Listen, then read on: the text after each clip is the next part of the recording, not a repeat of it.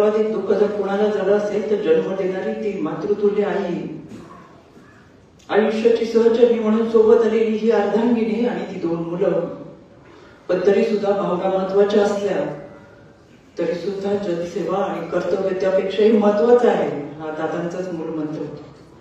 आणि म्हणून आपलं दुःख बाजूला सारून धीरोदत्तपणे ही माऊली 4थ्या दिवशी शपथविधीसाठी जेव्हा उभी राहते तेव्हा पुन्हा एकदा प्रकर्षाने जाणवलं.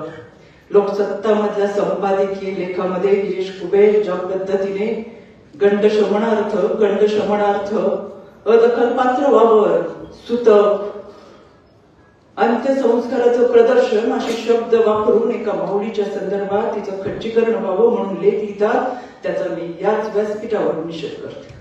आणि म्हणून मला आठवण झाली याच पुण्यनगरीमध्ये 250 वर्षापूर्वी